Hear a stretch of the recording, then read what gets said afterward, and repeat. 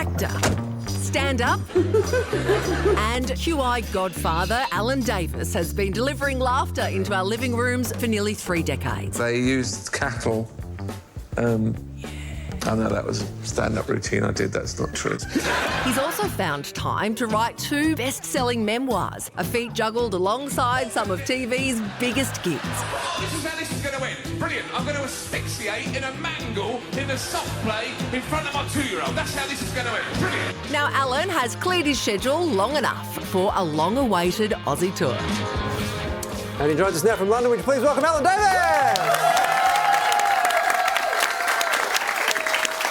Alan, wonderful to have you on the show. Your first stand-up tour in 10 years, which I believe is almost as long as our delay to you tonight. How are you feeling about being surrounded by 26 million Aussie accents for 3 weeks straight?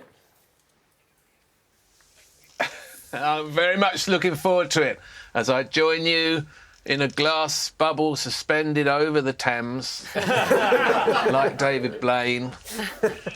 If this interview goes wrong, they just drop me like a witch to see if I am one. That's very good. Wow. Would you float? I'm trying to get this right. I'm trying to get the lines right, and then I can hear the laughing, which at the moment I think is an act of reassurance on your part. And how weird that the laughter's coming from tomorrow, from where you are. 10 seconds delayed. Anyway, hey, Alan, do you know what?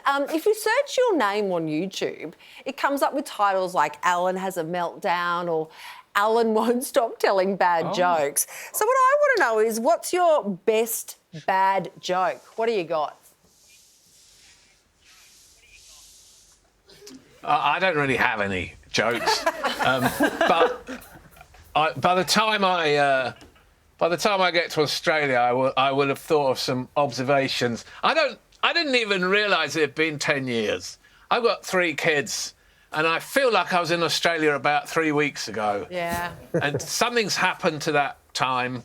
And I knew I was getting a bit older because I took my youngest to see Back to the Future, the musical, which he loved, by the way. I said, what was your best bit? He said, all of it. And I bought him the brochure, and he was going through it, and there was a big picture of the actor who played Doc Brown, you know, the crazy scientist in Back to the Future, and he looked at the Doc Brown, and he looked at me, and he looked back at Doc Brown, and he basically said, that's you, that is. And I said, I'm not Doc Brown, I'm Marty McFly. I used to have a skateboard.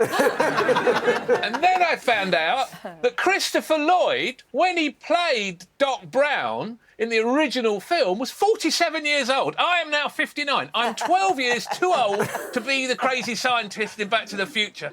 So I need to get this tour in. I don't think there's room on television for many people over 60, but comedians, I feel, get better when they get older, right? Okay. Oh, good theory. That's good to know. Good theory. Well, partly it sounds like you might want to get no agreement there. I'm getting no agreement. you might want to get away from your kids. But what else are we in for with this stand-up show? The kids are coming. The kids are coming. Oh. I'm going to tour in November and December. And then Katie, my wife, and the 3 kids are all coming. We're going to have Christmas in Australia. We have my cousins are in Australia. I love Australia, as you know, I've been many times. So they're all coming for Christmas in Australia. So I'm going to do the shows.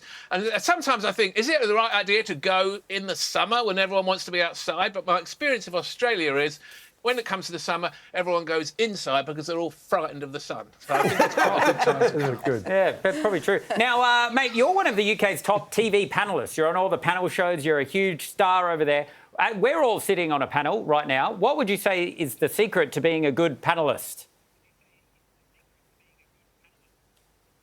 You lot know what you're doing. You're doing a fine job. But the most important thing, if you're on a show like QI, where you have no idea what the question is or what's happening, is if you think of something, just say it. And you're in trouble because you're live, but me, I just trust the editor. Many libelous and disgraceful things have been said. Excellent. That sounds like wonderful advice. Yeah, that is wonderful advice. Get an editor, basically, is what it sounds like. Well, listen, the pre-sale for Alan's tour, it starts on Thursday. All the info is on our website. Would you please thank Alan Davies? Yeah. Bravo. What a crown.